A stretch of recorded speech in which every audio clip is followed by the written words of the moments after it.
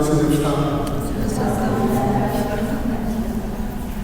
하나님 이르시기 예배하는 자가 성령과 진리로 예배할 진리가 되셨습니다.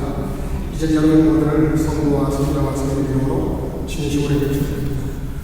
진심으로 마시고 주의를 시작하겠습니다.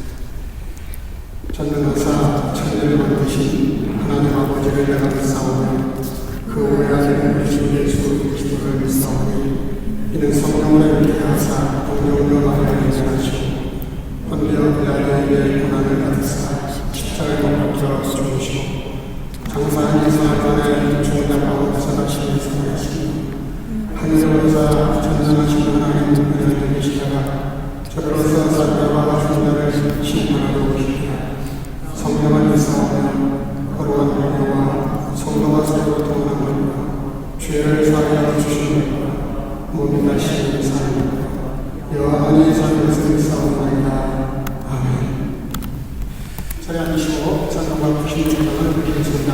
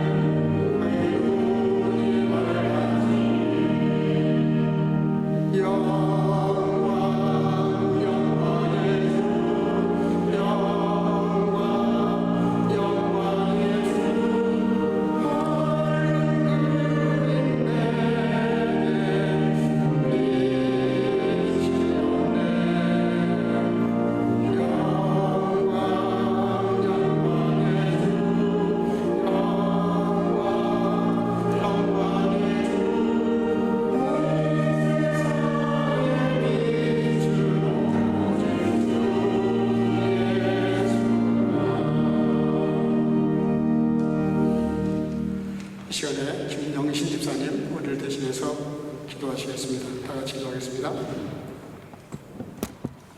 사랑과 은혜가 충만하신 하나님, 하늘을 마감하는 12월 대강절 네 번째 주일을 맞이하여 이 예배의 자리로 저희를 불러주심을 감사드립니다.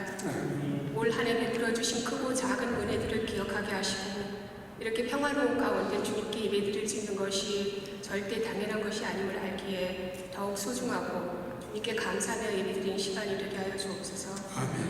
이 시간 우리들의 연약함을 고백합니다.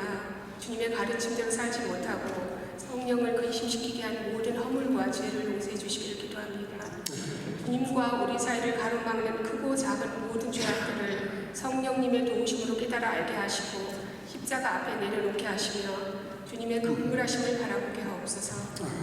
그리하여 저희 삶과 마음 속에 예수님이 임재하셔서 매 순간이 주님이 주시는 평안으로 채워지기를 소망합니다. 높은 지위에 있는 모든 사람을 위하여 기도하라고 하신 주님, 우리나라가 지금 대혼란에 빠져 있습니다. 바라보기는 위정자들에게 하나님을 두려워하며 경외하는 마음을 주시옵고 올바른 분별력과 지혜와 용기를 주옵소서. 그들이 국민의 목소리에 귀 기울이게 하시고 공정하고 지혜로운 결정을 내려서 현재 직면한 모든 문제들을 진정성 있게 잘 헤쳐나가게 하옵소서. 또한 북한 백성들을 긍휼히 여기셔서 빨리 평화롭게 통일이 되게 하여 주시기를 기도합니다. 우리가 몸담고 있는 이곳 독일 사회를 위해서도 기도합니다. 주변국 전쟁의 여파로 환경오염으로 에너지 문제로 피난민들로 인해 사회가 많이 균열되고 혼란합니다. 위성자와 나라의 지도자들이 이 모든 문제들을 직시하고 이를 해결하기 위해 지혜로운 정책 및 대안을 마련할 수 있게 도와주옵소서. 또한 지금도 세계 곳곳에서 기아와 지진, 전쟁으로 고통받고 있는 사람들이 많이 있습니다. 이 전쟁이 종식되게 하시고 힘신이 지친 자들에게 주님의 따뜻한 위로와 도움의 손길들이 닿게 하옵소서. 주님, 이 시간 세계 여러 지역으로 나가 주의 사역을 위해 애쓰는 모든 선교사님들을 위해 기도합니다. 전쟁의 위험과 그의 열악한 환경 속에서도 복음 전파를 위해 힘쓰시는 선교사님들을 축복하시고 저들의 발길이 닿는 곳마다 주님의 말씀이 선포되고 주님의 나라가 확장되게 하옵소서. 주님 사역하는 데 지치지 않게 하시고 그 가족들을 지켜주시오며 주님의 위로와 평강이 넘치게 하옵소서. 주님, 주님께서 머리가 되시는 성교교회를 위해 기도합니다. 이 한 해도 장로, 권사님들을 위주로 각자 맡은 바를 기쁨으로 감당하게 하시니 참 감사합니다. 어느 부서에 속하든 우리에게 주신 은혜와 믿음의 분수대로 각각 자리자리에서 섬기며 가르치며 구제하게 하옵소서. 또한 서로의 믿음을 주관하는 자가 되지 말게 하옵시고 오직 서로 기쁨으로 돕는 자가 되게 하셔서 모두 그리스도의 장성한 분량에 이를 수 있도록 도와주시기를 기도합니다. 느헤미야가 기도한 것처럼 저들의 수고와 헌신을 기억하시고 그들의 삶이 주로 인해 더욱 풍성하게 하옵소서. 또한 연로하시고 기력이 많이 쇠하신 장로님들과 권사님들에게 힘과 하늘의 소망을 주시오며 병약한 성도들에게는 주님 친히 안수하시사 치유의 은혜를 내려주시길 기도합니다. 이 시간 담임 목사님을 위해 기도합니다. 목사님을 영육으로 강건케 하옵시며 주님의 능력의 발로 붙들어 주옵소서. 맡겨주신 목회 사역을 축복하시고 그 지경을 넓혀주시오며 포스트를 통해 주님의 십자가 사랑을 청년들에게 널리 증거하는 사명 또한 잘 감당하게 하여 주옵소서.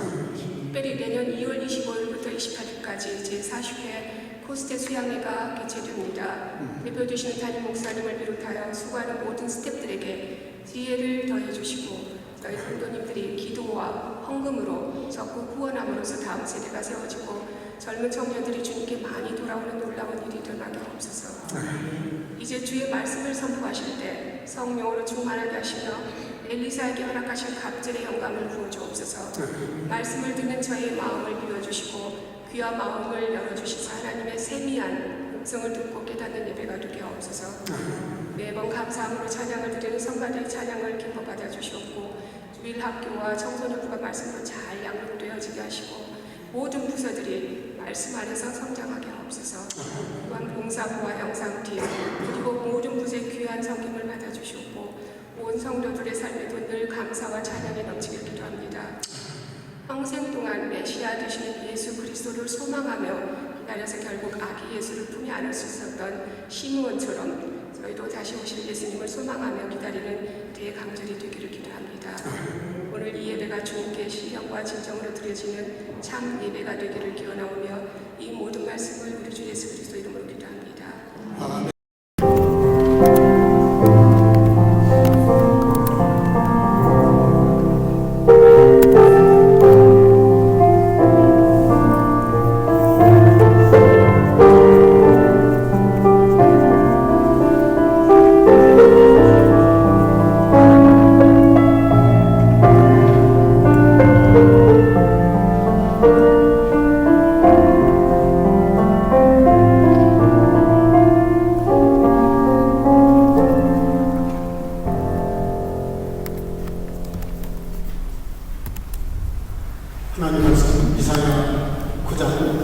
6절, 7절입니다. 다 같이 하나님의 소리로 함께 들어보겠습니다. 6절 다 같이 봅니다. 이는 한 아기가 우리에게 낳고 한 아들을 우리에게 주신다 하였는데 그 어깨에는 정사를 넣고 이름은 기도자 보호사라 전능하신 하나님이라 영원하신 아버지가 평강의 왕이라 하십니다. 그 정사와 평강의 영광은 무궁하며 또 다윗의 위에 앉아서 하나님을 굳게 세우고 자존이고 영원토록 공평하고 정의로 그것을 보존하실 것이다. 만물의 여호와의 뜻이 이를 이루시리라. 아멘. 자리 앉으시고 서로의 찬양을 통해서 모으겠습니다.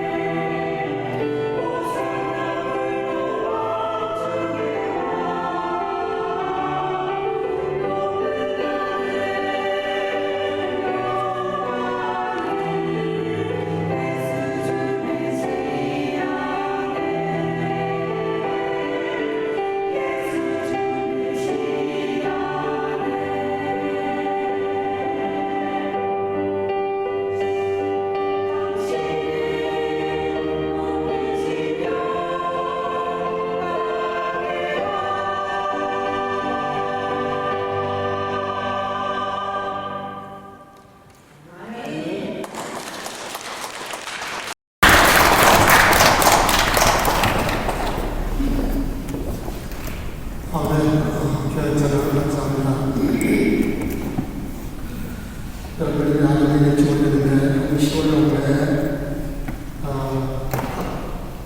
싸움닭 3마리가 있었다고 합니다. 근데 그 싸움닭 3마리 중에서 한 마리가 좀 약했어요.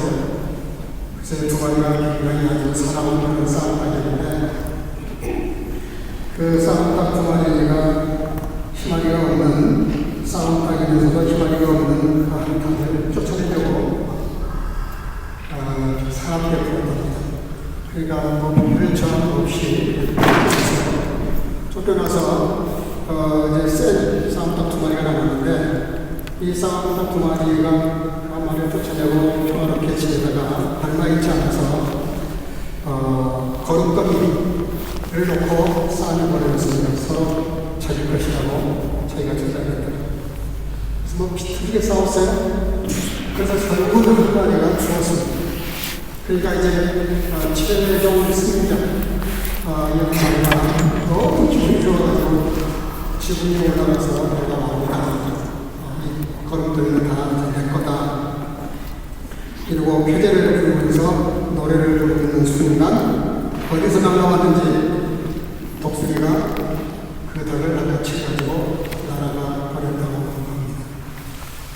그래서 그 장면을 지켜보고 있던 저 밖에 쫓겨나 있었던 그 순한 닭이 유유하게 들어와서 그 걸음들이 있는 머리들을 여유있게 맛있게 먹었다는 남나사람의 이석모가 중에 하나입니다.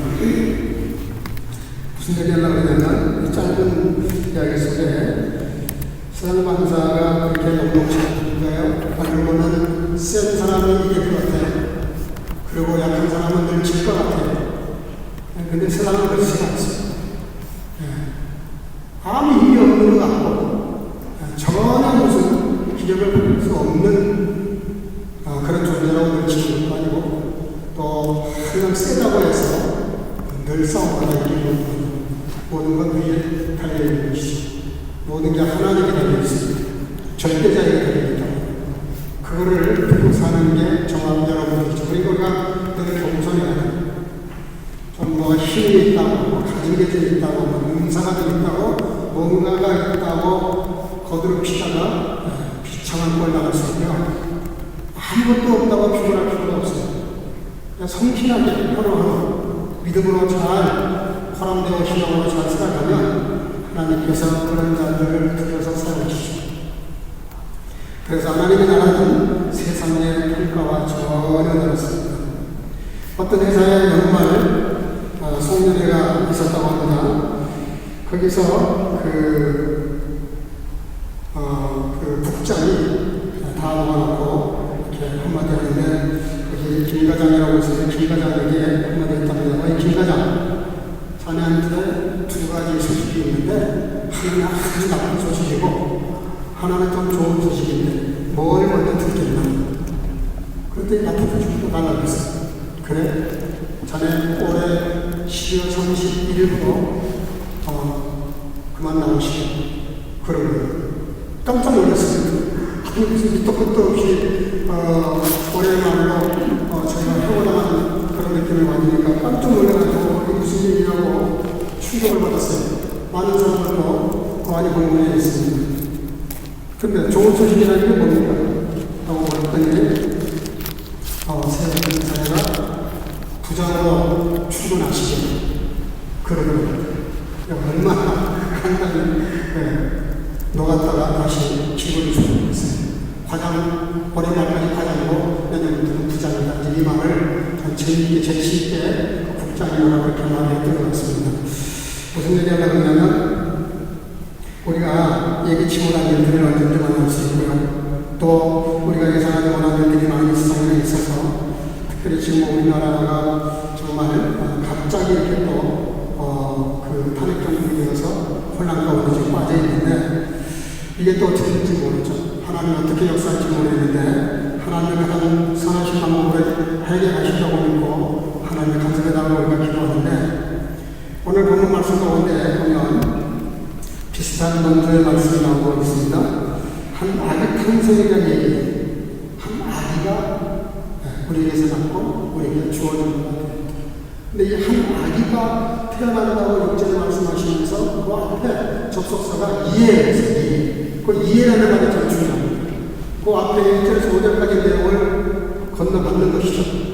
근데 그 내용이 무슨 얘기냐면 제가 보내진 않았는데요. 1절에 보면 전에 고통하던 자에게는 흑암이 없으리로다.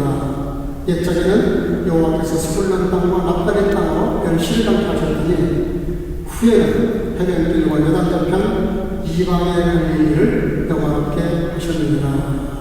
이방의 갈릴리. 원래 갈릴리가 이스라엘 땅입니다. 이스라엘 땅인데 갈릴리를 이방의 갈릴리로 했습니다.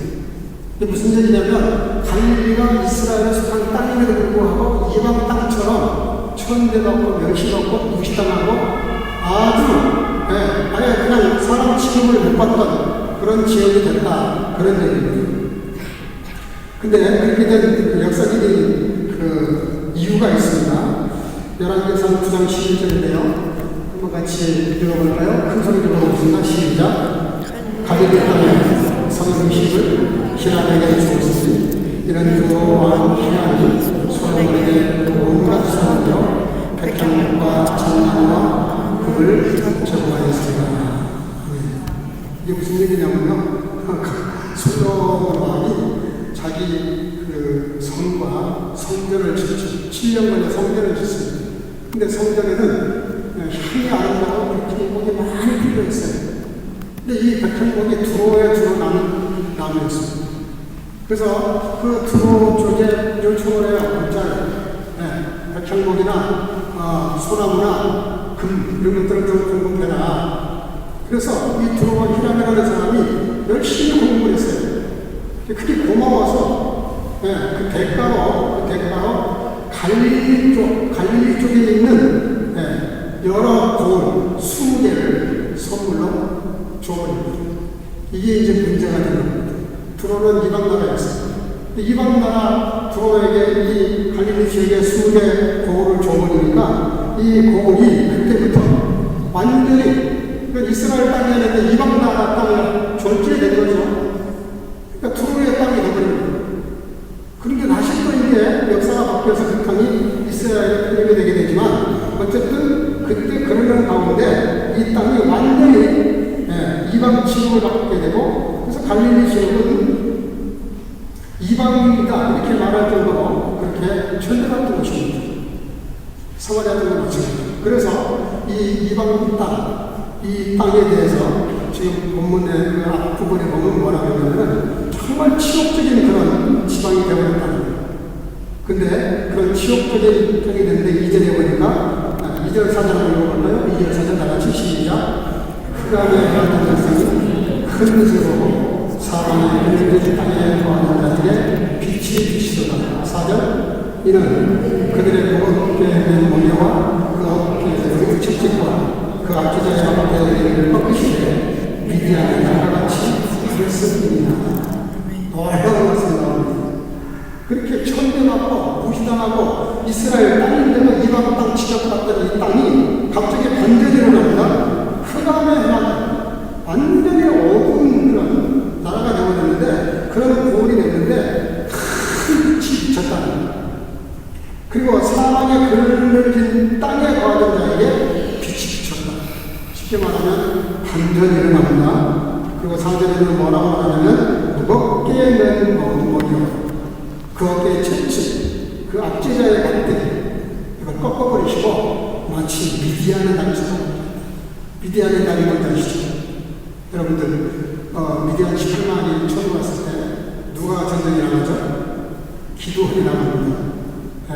32,000명이 왔다가 다 돌려보내고 그리고 그 우물가에서 그 긴장을 놓지 않고 마치 개가 물을 하듯이 이렇게 먹는 물을 마시던 300명, 그 300명만 데리고 나가서 전쟁을 하는데 완전히 전멸을 시켰던 그날을 지금 이렇게 회상하면서 그 말씀으로 이 갈릴리가 완전히 지금 반전이 일어났다는 말씀을 하십니다.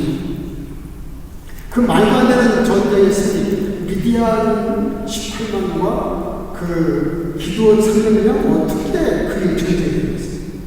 말이 안 되거든요. 절대로 말이 안 됩니다. 게임이 안 돼요. 그런데도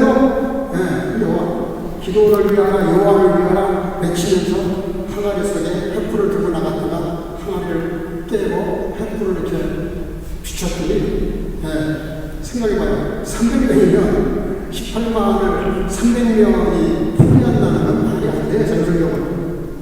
300명을 18만이 둘러쌌겠지. 어떻게 18만이 되는 사람들을 300명에게 둘러쌉니까? 근데 둘러싸가지고 그렇게 불을 들고 나갔더니 이게 뭐 만화 같은 얘기죠. 공상 만화 같은 얘기예요. 혼비백산이 나가지고 도망을 치는데 다 칼날로 쳐서 파였다. 그 바로 기드온 300명이 18만 5천 명을 18만 명을 이렇게 채우셨던 그 사건을 운영하면서 그때 그런 역사처럼 갈릴리가 엄청난 반전의 역사를 만들어낼 것이다. 그 이유가 뭐냐면 이는 세는 한 아기가 우리에게 낳고 한 아들을 우리에게 주시면 되는데, 그렇다면 도대체 이 한 아이가 어떤 아이인데 이런 놀라운 역사가 나타나는가. 오늘 제목을 한 아기 탄생의 신이라고 했는데, 한 아기, 우리 교회들 아이가 이렇게 있는데 이 어린 아이가 태어난 그 아이가 어떻게 이런 갈릴리를 그렇게 영화롭게 만들고 어둠인데 빛이 비추고 그렇게 놀라운 반전의 역사를 만들 수 있었을까. 6절 한번 나같이 확답을 읽어보겠습니다. 시작. 이는 한 아이가 우리에게 낳고 한 아들을 우리에게 주신다. 그 어깨에 정사를 하고 그 이름 기묘자 모사 전능하신 하나님 영원하신 자 평강의 왕이라 하십니다. 다 같이 아멘. 아멘. 성경에 읽으면 아멘 하는 게 좋고 교회 와서 성경 읽는 게 얼마나 감사합니까. 거기 이사야 11장 1절에 또 이런 말씀 있어요. 이새의 줄기에서 한 싹이 나며 같은 얘기입니다. 한 싹, 한 아기. 근데 이 아기인데 이 한 아기에게 엄청난 힘이 달라붙었어요. 첫째는 어깨에 정사를 넣었다. 이게 어깨에 정사를 넣었다. 정사라는 말 독일어에 이 헤어샤프트 루트 아프 자이아 슈슈 헤어샤프트. 이게 뭐냐면요, 그 휘라라고 하는 말인데 통치권이거든요. 통치권. 어마어마한 권력을 가지고 있다는 거예요. 헤어샤프트, 지배자, 통치자, 왕의 권위를 말합니다. 그리고 두 번째는 그가 기묘자라 모사라. 여기 기묘자, 펠레라는 말인데 펠레, 독일어에는 분더라고 이렇게 번역을 했습니다. 놀랍다, 놀라운. 모사는 라트라는 말인데 라트, 상담자라는 뜻이죠. 그래서 분더 라트인데요, 놀라운 상담가, 그런 얘기입니다. 여러분 생각해 보세요. 예수님이 땅에 오셔서 얼마나 엄청난 일이 벌어집니까? 죄인이 하루아침에 의인이 된다는 거예요. 그게 누구도 불가능해. 왕도 할 수 없는 일이에요. 아니, 죄를 진 사람을 어떻게 하루아침에 그 사람을 마음에 영접하면 의인이 된다는 게 세계 역사, 어떤 철학, 어떤 사상, 어떤 종교가 그걸 말해요? 어디에도 없어요. 오직 기독교에만 있어요. 오직 예수를 믿는 저와 여러분들에게만 해당되는 기적 중의 기적입니다. 이게 진짜 분도죠, 분도. 예?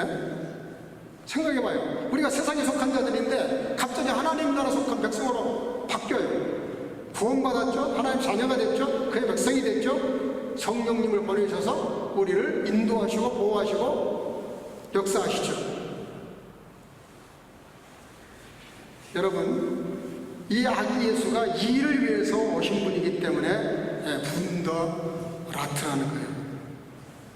영국 국립미술관에 가면 그림 하나가 있는데요, 전쟁 중에 통신이 끊어졌어요. 근데 지금 아주 중요한 연락을 해야 되는데 이거 연락을 하면 승하고 못하면 전쟁이 치는 거예요. 근데 그 줄이 끊어진 그 줄을 양쪽에 끊어진 이쪽과 저쪽을 손을 잡고 이렇게 연결을 해가지고 통신이 되게끔 한, 그러다가 적군의 총에 맞아 쓰러지는 그런 장면의 사진이 걸려있다고 하는데 저는 못 본 적이 없어요. 그런 글이 있더라고요. 예수님이 바로 그러신 분이에요. 한 손에 저를 잡으시고 우리를 잡으시고 한 손은 하나님을 잡으시고, 그래서 십자가가 하늘과 우리를 잇는 가교가 되는 사다리가 되신 것이죠. 생각해봐요. 예수님께서 이 땅에 오셔서, 우리 수요일날도 공부했지만, 금요일날도 공부했지만, 예수님이 땅에 오셔서 많은 역사를 하셨지만 하나님의 나라를 전파하시고 가르치시고 그리고 치유하셨어요. 소경이 막 눈을 뜨고 중풍병자가 일어나고, 그리고 죽은 자가 막 살아나는 이런 놀라운 역사가 나타나는데 글자 그대로 분더. 예수님은 너무너무 분더, 놀라운 일을 하시는 분이라는 거, 이 아기 예수가. 여러분들 요한복음서에 보면 2장에 보면 무슨 일이 나오죠? 혼인잔치. 예수님의 어머니가 예수님께 와서 상담을 요청해요. 지금 이 포도주가 떨어졌는데 이거 어떻게 하면 좋겠냐. 여자요, 나와 이게 무슨 상관이 있습니까? 그러니까 지금 아들, 인간적인 어머니와 아들 입장이 아니고 메시아로서 지금 대답하십니다. 그때 예수님의 어머님이 그렇게 예수님께 와서 상담을 해요. 베라텐을 받습니다. 라트. 여기서 지금 예수님은 상담자 역할을 하시는 거예요. 그래서 결국은 물로 포도주 만드셔서 혼인잔치가 더 흥인하게 만드셨죠. 3장에 가보면 바리새인 중에 니고데모라는 사람이 찾아오죠. 밤중에 찾아와요. 낮에 오면 사람들의 눈이 있으니까 사회적 지위가 손상받을까봐 밤에 몰래 찾아와서 예수에게 상담을 합니다. 예수님 뭐라 그래요? 물과 성령으로 거듭나지 아니하면 천국 못 간다. 사람 나름이 거듭나야 된다. 그러니까 이 나이 드신 그 정말 노련한 종교 지도자급 되는 이 양반이 뭐라 그래요? 아니 늙은 나이에 어떻게 어머니 뱃속에 들어갔다 나옵니까? 거듭난다는 게 도대체 무슨 말입니까? 예수님께서 물과 성령으로 거듭나지 않으면 하나님 나라 갈 수 없다 그러시면서 하나님의 세상을 이처럼 살아가서 독생자를 주셨다 라고 하시면서 그 니고데모, 정말 그 이스라엘의 종교 지도자급 되는 사람이 영적으로 너무 무식하니까 그의 상담을 받으시고 거듭남의 그런 교리를 상담을 통해서 가르쳐 주셨어요. 사장에 가면 무슨 얘기 나와요? 사마리아 우물가의 여인, 물길로 왔다가 예수님 만나서 생명수에 대한 얘기를 듣잖아요. 그 예수님 만나고 그냥 물동이 집어 던져버리고 동네에 쫓아가서 메시아가 왔다, 메시아가. 이렇게 우리가 기다리는 메시아가 오신 것 같다. 당장 전도자가 돼가지고 전도를 해요. 예수님은 이 땅에 오셔서 말씀도 전하셨지만 우리 한 영혼을 붙잡으시고 상담하셨어요. 상담. 여러분들 문제가 있을 때마다 여러분들 진정한 상담자 되시는 예수님께 나오시기를 주의 이름으로 축복합니다. 우리가 상담하는 방법이 뭐예요? 말씀 듣고 기도하는 거예요. 기도가 바로 상담하는 겁니다. 하나님하고 내 문제를 솔직하게 다 내놓고 이야기하는 거예요. 어떤 목사님이 아들이 학교 기숙사에 살고 있는데 장이 안 좋아가지고 맨날 설사를 한다는 거예요. 그러니까 야, 그 무슨 약이 있다 그러더라. 그 약 사 먹어라. 그리고 이제 가르쳐주고 전화 끊었는데 생각해보니까 이 목사가 돼가지고 이게 약만 먹으라 그러면 되겠나. 그래서 내가 너를 위해서 기도하마. 그래서 기도해준다 그러고 기도해주고 새벽마다 기도했대요. 그랬더니 정말 그 아들이 한 주일 만에 전화가 왔더래요. 아빠, 기도 그만하세요. 저 설사가 멎었는데 아빠가 계속 기도하면 변비 생길 것 같아. 이게 뭔 얘기예요? 여러분들, 우리가 하나님 앞에 무슨 문제가 생기고 어려운 일이 있을 때는 누구하고 상담해야 되느냐? 여러분들, 무릎 꿇고 하나님께 상담하시기 바랍니다. 예수님께 나오셔야 돼요. 예수님께 문제를 털어놓고 예수님 이름으로 기도하셔야 돼요. 그래서 우리 예수님이 이 아기 예수가 어떤 분이냐? 김여자여 모성아 훈더 라트다. 여러분 잊지 마시고요. 항상 예수님께 상담하고 기도로 상담하시고 문제 해결받으시기를 주님으로 축복합니다. 세 번째는 전능하신 하나님이라 영존하시는 아버지다 그랬어요. 여기 히브리어로 엘샤다이라는 말을 썼는데요. 오늘 본문에서는 기프로라는 표현을 썼습니다. 기프로. 예수님이 아기 예수님은 어떤 분이시냐면 엘샤다이는 전능하신 하나님이라는 뜻인데 기프로 그러면 배정을 단칼에 베버리는 분, 이런 뜻입니다. 여러분들, 예수님이 이 아기 예수가 어떤 분이냐면 아기 예수님이지만 전능하신 분. 아기 예수님으로 오셨지만 영원히 우리의 아버지 되실 분이라는 거예요. 이제 태어난 가난한 아이를 놓고 내 아버지, 영원한 아버지 전능하신 하나님, 인간적으로 이해가 잘 안 되죠? 그러나 오늘 본문은 분명히 말씀하십니다. 전능하신 분이고 영원한 나의 아버지다. 여러분들 다 아는 성식이겠습니다마는 오늘 예수님을 향해서 전능하신 하나님, 엘샤다이라는 말 오늘을 쓰지 않고 기뻐로라는 단어를 썼는데요. 나를 위해서 싸워주시는 분이라는 뜻인데, 우리 몸의 혈액에는 그 백혈구와 적혈구가 있죠. 잘 아시는 대로 백혈구는 우리 몸에 어떤 균이 들어오면 그 균을 대하기 위해서 싸우는 그런 좋은 비입니다. 근데 그 싸우는 방식이 너무 신기해요. 절대로 사상적으로 싸우지 않아요. 이 백혈구는 어떤 나쁜 균이 들어오면 대항해서 싸우는 게 아니에요. 가서 그냥 품어버려. 그 균을 품어버린다. 품고 있으면 이 품어가지고 그 사람으로 품어버리면 이 병균이 그 백혈구 안에 들어와서 뭐 이런 어떤 기분인지는 모르겠는데 그냥 그걸로 끝이야. 여러분, 하나님의 사랑을 가장 잘 나타낸 것 중에 하나가 백혈구인 것 같아요. 하나님은 어떤 죄인이든 어떤 문제가 있는 사람이든 어떤 자든 그냥 그 사랑으로 품어버린다니까. 생각해봐. 십자가에서 살을 찢고 죽으실 만큼 사랑하신다는데 거기에 뭘 더 얘기하겠어요? 우리가 왜 이것저것 따지고 자꾸 문제가 생겨요? 어떤 사람이라도 우리가 그리스도인으로 산다는 말은 무슨 뜻이냐면 그를 주님의 사랑으로 품는다는 뜻입니다. 반드시 악은 이겨야 됩니다. 잘못된 것도 이겨야 돼요.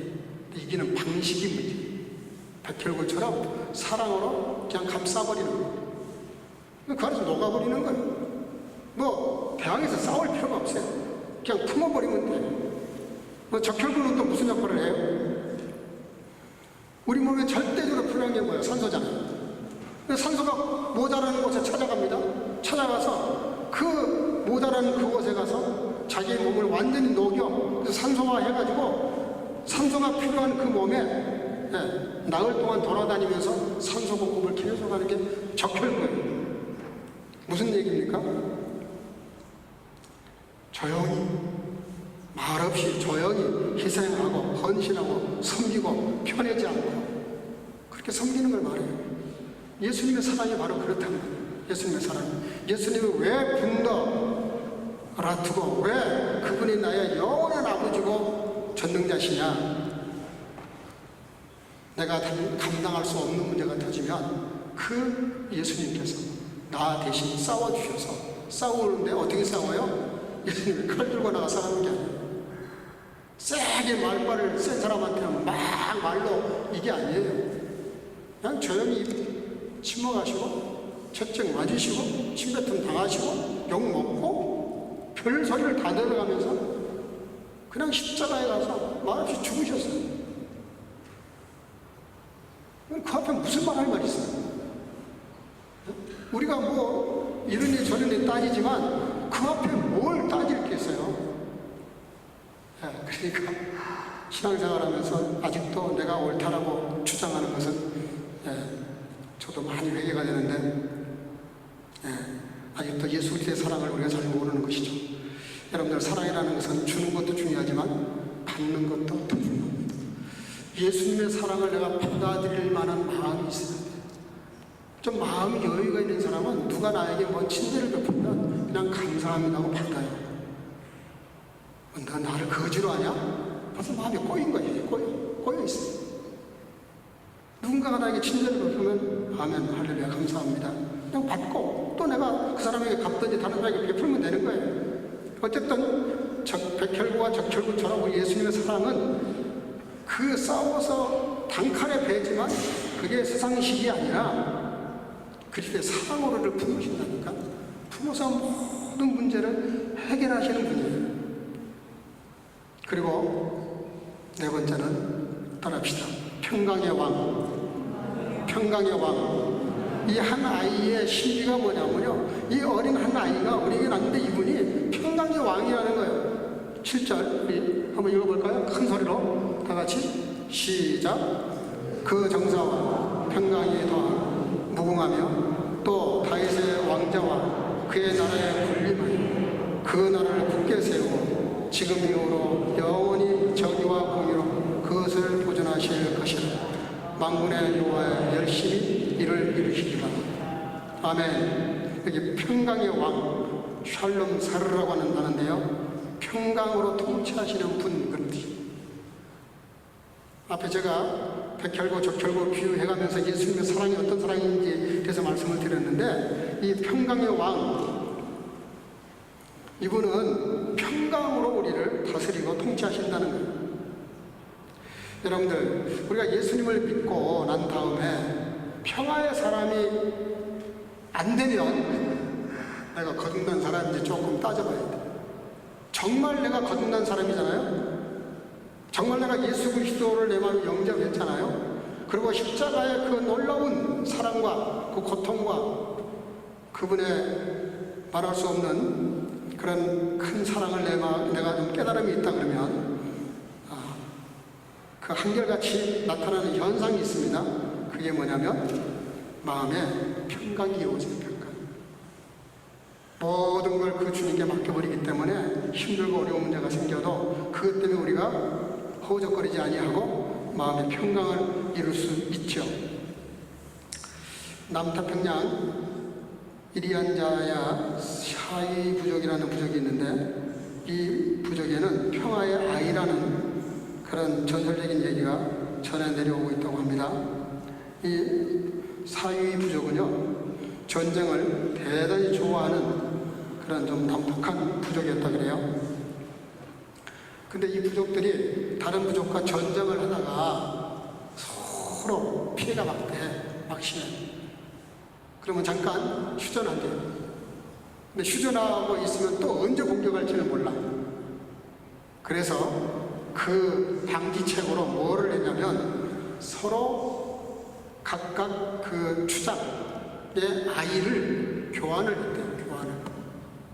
교환을 해가지고 상대방 추장의 아이를 내가 키우고 내 아이를 상대방 추장이 키우고, 뭐지 불모. 인질로 잡아가는 거나 마찬가지인데, 인질이 아니라 이 사람들은 그래서 그 아이를 뭐라 그랬냐면은 프리덴스 킹투스, 평화의 아이. 이 아이는 그러니까 내가 이 아이를 잘 키운 것만큼 소문이 갈 거 아니에요. 그럼 상대방도 내 아이를 잘 키워주면 잘 키울 것이고, 내가 잘못 키우면 거기도 구박을 할 거고. 그러니까 내가 내 아이를 키우는 것보다 더 조심스러운 거야. 이게 더 잘해야 되는 거예요. 사실 그렇잖아요. 그래서 이 부족들은 그렇게 그 방식으로 해서 평화를 유지했다 그래요. 여러분, 예수님이 바로 그런 분이십니다. 하나님이 우리에게 아이를 주셨어요. 한 아이를 낳게 하시고 한 아이를 주셨다 그랬어요. 그 아이가 우리에게 와 계시기 때문에 하나님은 우리를 심판하실 수가 없는 거예요. 여러분들, 우리가 구원받고 이 어려운 땅 위에 살면서 구원받고 하나님의 자녀로 살아가는 동안에 평화의 아들로 살아갈 수 있는 그 근본 원인이 어디 있어요? 예수님이 자기를 낮추사 하나님의 신분을 내려놓으시고 이 땅에 오셨을 뿐만 아니라 하나님의 뜻을 이루기 위해서 순종하고 복종하고 결국 십자가에서 죽으실 만큼, 그래서 그 평화를 이루신 평화이기 때문에 이게 너무너무나 중요한 평화입니다. 예수님은 요한복음 14장 17절에 평화를 너에게 끼치노니, 따라합시다. 곧 나의 평화를 너희에게 주노라. 여러분들, 마음의 평화가 깨지면 내가 나를 주장해서 그런 겁니다. 여러분들, 내 마음에 정말 평화를 원하시면 평화의 주인 되신 예수님을 마음에 영접하시고 예수님과 함께 사시기를 주의 이름으로 축복합니다. 소련에 피터 1세 황제가 있었는데요. 이분은 정말 정치를 잘했다 그래요. 정말 백성들을 섬기는 마음으로 정치를 했다 그래요. 일부러 신분을 숨기고 막노동자로 위장을 해가지고 막노동판에 가서 일을 하면서 그 백성들의 어려움을 이렇게 몸소 헤아렸다. 그리고 군대도 위장을 해가지고 제일 쫄병으로 들어가서 그 군인 생활도 하고 뭐 이러면서 백성들을 어떻게 해서라도 제대로 좀 그 상황을 알고 처방을 내리고 이래서 바른 정치를 하려고 정말 애를 썼다 그래요. 근데 한 번은 막노동판에 가서 일을 하는데 친구가 동료가 너무 자기를 괴롭히는 거예요. 자기 위에 바로 있는 그 팀장도 자기를 너무 괴롭히는 거예요. 근데 그 중에 한 친구가, 같은 동료인데 한 친구가 그렇게 그 구박받고 있는 자기를, 왕따시키는 자기를 찾아와서 이렇게 감싸 안고 힘을 내라고 위로를 해주더래요. 그래서 나중에 그 민간인 시차를 끝내고 왕궁에 돌아간 다음에 그 자기에게 친절하게 해주었던 그 친구에게 황금마차를 보내가지고 왕궁 초대를 했답니다.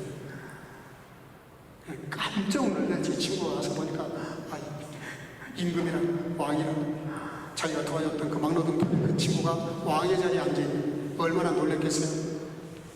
그렇지만 그 어려운 가운데 이렇게 혼자 외롭게 있는 자기를 찾아서 위로해줬던 그 친구에게 고맙다 그러면서 그 아주 푸짐한 상과 대접을 했다고 합니다.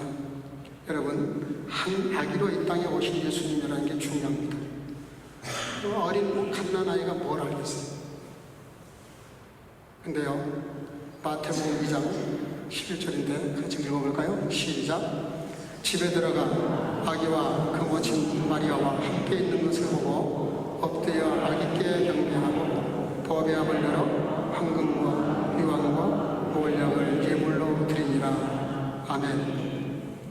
여러분, 우리가 예수님을 마음속에 영접하고 예수님께 예배드리고 경배한다는 뜻이 뭐냐면요, 마치 그런 거예요.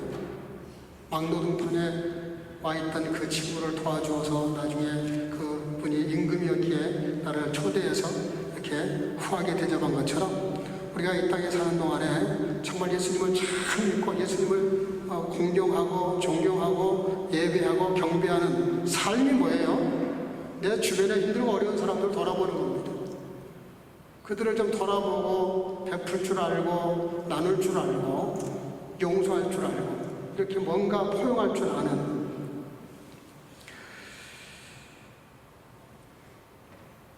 예수님도 나셨을 때, 아기 예수로 나셨을 때 그 세 박사가 찾아오죠. 멜콘, 카스퍼, 발사살 박사라고 합니다. 이 세 분이. 근데 이 세 분이 예수님께 나올 때, 경배하러 올 때 그냥 오지 않았어요. 예물을 가져왔는데 세 사람이 의논을 한 것 같아요. 근데 그 멜콘 박사가 가져온 게 뭐냐면, 먼 길을 마다하지 않고 거기까지 온 것만도 감사한데 목숨 걸고 찾아와서 뭘 했냐면 아기 예수께 첫째 경배했다. 경배를 했어요. 그리고 황금을 드렸습니다. 그 예물을 드리는데 그 황금은 왕권을 의미하죠. 그 황금은 예수님이 왕 중의 왕이시다라는 신앙 고백입니다. 제가 누차 말씀드렸지만 우리가 하나님께 드리는 예물은 그게 11조가 됐던, 감사의 예물이 됐던, 성경금이 됐던, 구제물이 됐던, 어떤 지정금이 됐던 다 똑같은 공통점이 하나 있어요. 여러분들 예물을 드릴 때 명심하셔야 됩니다. 예물을 드리는 것은 글자 그대로 예물이지 돈이 아니에요. 돈을 드리는 사람은 절대로 헌금하면 안 됩니다. 그거는 드리고도 욕먹는 짓이에요. 예물은 뭐냐면요, 내 신앙 고백입니다. 이게 모든 게 주님께로부터 왔다.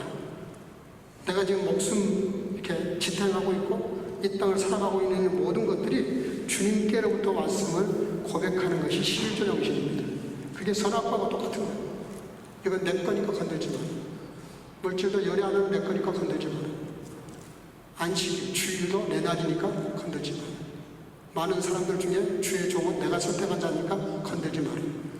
그게 세 가지 이렇게 구별해 놓은 겁니다. 그래서 황금을 드렸다는 말이 뭐예요? 하나님, 예수님이 아기 예수지만 이 아기 예수가 나의 통치자 되신다, 그런 고백이에요. 그리고 이 통치가 영원히 지속된다는 뜻입니다. 두 번째 예물이 뭐죠? 유황입니다. 유황. 카스퍼 박사가 드린 건데요, 유황은 성전에서 예배 드릴 때, 희생제사를 드릴 때, 제사장들이 예배 드릴 때 사용한 겁니다. 이게 뭐예요? 하나님과 나 사이에 제사장으로 오신 이 아기 예수님, 나의 중보자가 된다는 뜻으로 이 예물을 드린 거예요. 세 번째는 뭐예요? 몰약을 드렸습니다. 발사살 박사가 드렸는데요. 이 몰약은 당시에 시체에다가 발랐어요. 썩지 않도록, 내변하지 않도록. 죽음을 상징했습니다. 예수님이 이 땅에 오신 이유와 목적이 아기 예수지만 당신은 나와 우리 모든 인류를 위해서 십자가에서 죽으러 오신 분임을 믿고 경배하고 감사합니다 라는 의미를 가지고 예물을 드린 겁니다. 여러분들, 하나님께 예물을 드릴 때는 이 정신을 벗어나면 안 돼요. 그 돈을 드리지 마세요. 예물을 드려야 됩니다. 하나님의 그 은혜에 감사해서 의미를 가지고. 마태복음 23장 23절에 뭐라 그랬어요? 이것도 행하고 저것도 버리지 말라. 예수님 말씀이에요. 이것도 행하고 뭐예요? 인과 신, 사랑과 믿음을 버리지 마라. 그리고 저것도 피하지 말라. 11조도 드리는 것을 피하지 말라. 주님의 못 박아 말씀하셨어요. 내가 혹 11조를 못하는 그런 정도의 신앙이라 그러면 자기를 돌아보고 이런 것을 극복하게 해달라고 기도하셔야지. 자기와 합리화하는 것은 더 큰 죄를 짓는 겁니다. 하나님께 감사하는 마음으로, 그렇게 경배하는 마음으로 드려야 되는데, 오늘 마지막 결론이 뭐냐면 만군의 여호와의 열심히 이를 이루시리라. 다 같이 아멘. 만군의 여호와의 열심히. 여기 열심이라는 말이 킹아라는 말입니다. 열정, 질투, 그런 뜻입니다. 이루신다, 아사라는 뜻인데요. 하나님께 사용되면은 특히 하나님이 직접 개입하셔서 하나님이 하시는 일을 말할 때 아사 그래요. 여러분들 무슨 얘기냐면요, 이렇게 한 아기가 이런 많은 이름으로 이 땅에 오셨는데 이 이름으로 오신 그 아기 예수를 하나님이 무슨 열심이 필요하겠어요? 저와 여러분들에게 나 열심이 필요하지. 근데 그 하나님도 열심을 내셔서 정말 열정을 가지고, 질투할 정도로 열정을 가지고 이 일을 이루시겠다. 하나님이 역사하셔서 이 한 아기를 통해서, 아기를 통한 이 신비한 역사를 이루시겠다라고 종지부를 딱 찍고 도장을 찍으셨어요. 어떤 할아버지가 100세를 살았는데 100세를 살고 나서 그분이 이렇게 함축해서 세 단어로 얘기했어요. 어제는 히스토리이고, 어제는 히스토리. 내일은 미스테리. 알 수가 없으니까 미스테리. 오늘이 있다면 그건 엄청난 선물이다. 오늘 할 수만 있다면 행복하고 열정적으로 살아라. 그런 말을 했다고 합니다. 사랑하는 성도 여러분들, 오늘 네 번째 대강절인데요. 네 번째 대강절 맞이해서 오늘 꼭 기억하실 것은 한 아기. 이 한 아기를 우리에게 주셨고 우리에게 낳으셨고 이 한 아기가 이루실 일들을 간단하게 말씀을 드렸는데, 이 한 아기를 통해서 이루실 그분이 가지고 있는 그 엄청난 능력과 축복들을 이번 성탄절을 맞이해서 다 받아들이시고 영접하셔서 이 은혜가 저와 여러분들에게 있기를 주님으로 축복합니다. 축복합니다. 예, 우리 이 시간에 잠깐 사랑과 은혜가 충만하신 아버지, 이 시간도 같이 모여 서로 기도 제목을 나누고 서로를 위해서 축복하고 기도할 수 있는 귀한 시간 하나님 주신 아버지 하나님, 아버지 하나님, 주께서 저들의 기도를 응답해 주시되 놀랍게 아름답게 확실하게 응답해 주셔서 그 응답을 통하여 서로가 기도에 사랑을 나누게 하시고 서로가 서로를 돌아보는 시간 될 수 있도록 인도하시고, 이번 성탄절과 특별히 저희 나라와 민족을 불쌍히 여겨주셔서 하나님이 친히 개입하셔서 아버지 하나님 평화의 나라가 될 수 있도록 제사장의 나라, 거룩한 백성, 성교 한국으로 마지막 늦은 비 은총을 누리며 세계에 나눌 수 있는 우리나라 민족이 될 수 있도록 축복해 주시기를 간절히 소원하고 예수님 이름으로 기도하옵나이다. 아멘. 말씀을 생각하시면서 104장을 부르시겠습니다. 준비하신 예물을 드리겠습니다.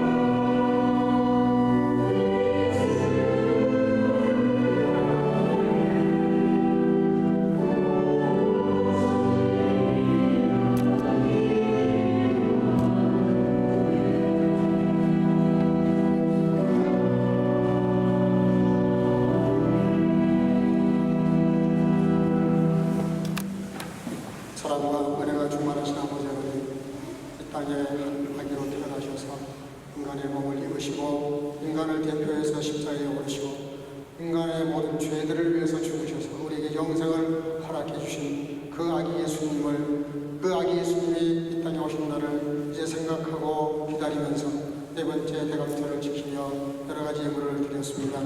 열에 하나 드리는 성도들, 감사 예물을 드리는 성도들, 선교와 구제 예물을 드리는 성도들, 또 비치몬에서 온라인으로 예배드리고 온라인으로 예물을 드리는 성도들 다 기억해 주시고, 하나님께서 아버지 그 각자의 마음을 아시고 중심을 보시고 중심대로 갚아 주셔서 차고 넘친 인생을 살아갈 수 있도록 축복해 주시되, 그렇지 않는 인생보다 더 차고 넘친 인생을 살아가기에 부족함이 없도록 은혜를 주시고, 우리가 주님께 나와 예물을 드릴 때 돈을 드리려고 하지 않게 하시고 주님의 은혜와 사랑에 감사해서 예물을 드리는 마음으로 드려서 경배하는 마음으로 드려서 하나님께 참으로 하나님을 기쁘시게 드릴 뿐만 아니라 아버지 또한 복을 받아 어찌나 풍성함을 드릴 뿐만 아니라 많은 사람들을 부유하게 하고도 충만한 삶을 살아가도록 축복해 주실 줄로 믿사옵니다.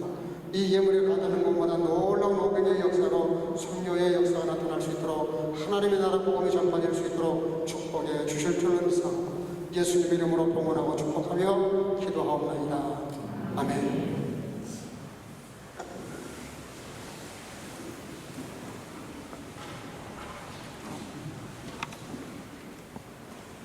몇 가지 안내 말씀 좀 드리겠습니다.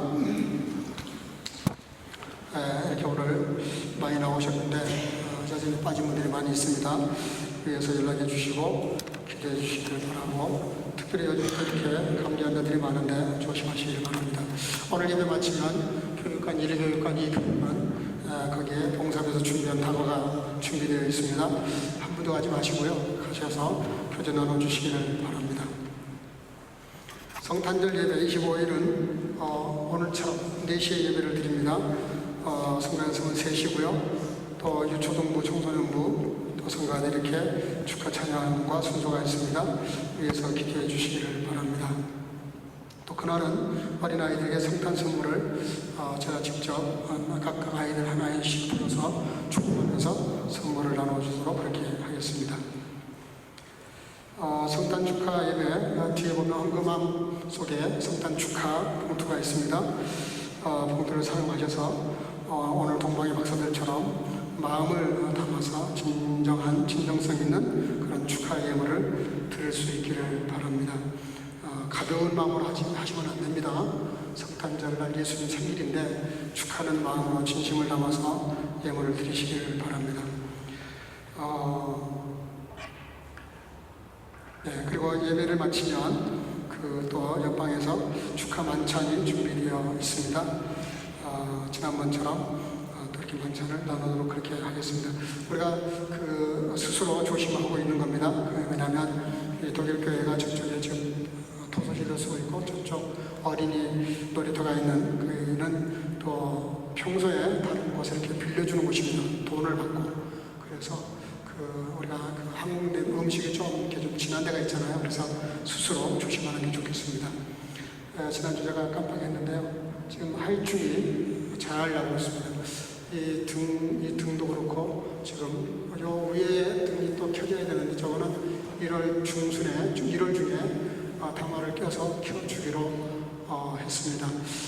그때 우리 연합예배 같이 드릴 때 조금 목사님하고 이렇게 이야기를 나누는 가운데 아주 조심스럽게 이렇게 표현을 했었는데, 알고 보니까 또 우리 권사님도 몇 분 그런 얘기를 또 그 성도님들하고도 했다 그러더라고요. 그런데 한마디 말씀은 그냥 완곡한 표현을 했어요. 뭐 그렇게 해달라는 게 아니라 좀 그렇더라, 좀 춥더라, 그리고 약간 좀 어둡더라 그랬는데 이분들이 이렇게 등을 다 이렇게 갈아꼈습니다. 갈아끼고 그리고 또 이렇게 양쪽이 다 안 들어오던 거 다 들어올 수 있도록 이렇게 해주시고 지금 이렇게 보면 하여충이 이렇게 잘 나오고 있습니다. 그래서 너무너무 감사해요. 이 교회가 정말 우리에게 최대한의 그런 배려를 하고 있는 것 같습니다.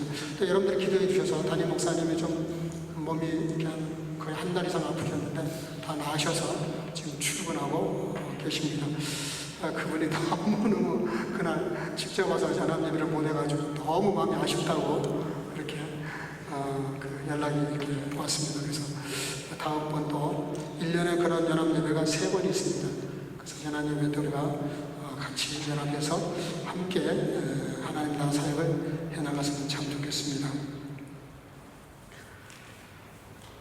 그리고 다음 주일 29일 주일은 2025년 청지기 임명식이 있습니다. 기도로 준비해 주시길 바랍니다. 그리고 31일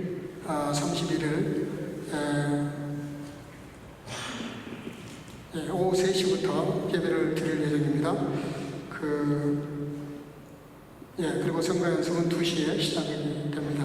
1시간 땡겨서 그렇게 하도록 하겠습니다. 어두워지기 전에 마치도록 그렇게 하겠습니다. 그래서 그 축복 기도하는 시간은 한국의 12시입니다. 그래서 지금 유럽에 있는 교회들이 하도 이 폭죽을 터뜨려서 다친 사람들이 가끔 나오니까 한국 12시에 마치니까 여기가 4시예요. 토요일이 4시면은 한국이 12시입니다. 그래서 여기 지금 우리 연료하신 분들도 많이 계시고 또 영시 예배를 그 전에 드렸었는데 굉장히 위험해요, 사실은. 정부에서 그거를 제재하는데도 불구하고 너무 폭죽을 많이 터뜨려서 사고가 많이 터지는데, 그래서 이번 성우영신 예배 때에는 한 해를 마무리하고 2025년 우리 교회 우리 교회가 내년 1년 동안 제가 어떤 목회 철학과 목회 사역과 또 목회해야 될 그런 것들을 발표하는 시간입니다. 그 메시지에 다 담겨 있습니다. 그래서 31일 날 다 나오시기를 바라고, 다음 주에 그 봉투를 나눠 드릴 겁니다. 기도 봉투. 그래서 1년 동안 여러분들이 드려야 될 기도가 있잖아요. 매일 드려야 될 기도, 한 주일 만에 드려야 될 기도, 매월 드려야 될 기도. 근데 송우영신 예배 때는 1년 동안 드려야 될 기도를 3가지씩 쓸 수 있도록 봉투를 준비하고 있습니다. 다음 주에 나눠드리면 그걸 기록해 가지고 오시면 그날 촛불 예배를 드리도록 그렇게 하겠습니다. 촛불 축복 예배를 드리도록 그렇게 하겠습니다. 감사의 영혼과 함께 봉투를 봉헌하시면 1년 동안 계속해서 제가 새벽마다 봉투를 놓고 기도를 지금도 하고 있습니다. 그렇게 봉헌해 주시기를 바랍니다. 우리 옆 사람과 서로 인사 나누겠습니다. 한 아이 탄생의 신비를 누리면서 합시다.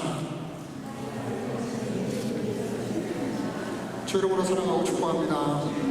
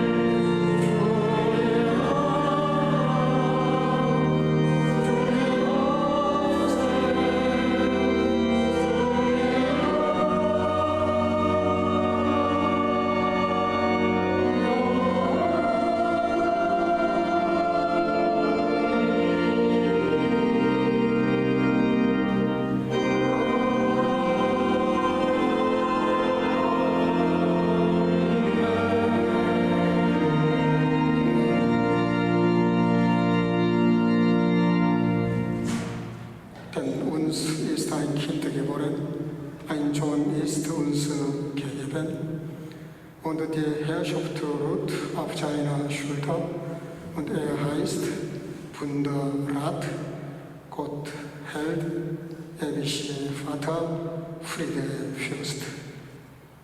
Die Gnade unseres Herrn Jesus Christus und die Liebe Gottes und die Gemeinschaft des Heiligen Geistes sei mit euch allen. 아멘. 이는 한 아기가 우리에게 낳고 한 아들을 우리에게 주신 바 되었는데 그 어깨에는 정사를 메었고 그 이름은 기묘자라 모사라 전능하신 하나님이라 영존하시는 아버지라 평강의 왕이라 할 것이니라. 이제는 우리의 구주 예수 그리스도의 놀라우신 은혜와 아버지 하나님의 극진하신 사랑하심과 성령의 교통으로 충만케 하시니 마치 천대와 멸시와 무시당하던 이방의 갈릴리를 영화롭게 하시기 위해 이 땅에 탄생한 한 아기 곧 메시아의 신비를 깨닫고 나의 구주 모든 인류를 구원하실 하나님의 탄생을 경배하며 감사하며 그 진리의 뜻대로 살기를 마음속에 결단하고 돌아가는 여기 모인 모든 순교가족과 주의 지처들과 영상으로 예배하는 모든 주의 자녀들 머리마다 이로부터 영원토록 함께 있을지어다. 아멘.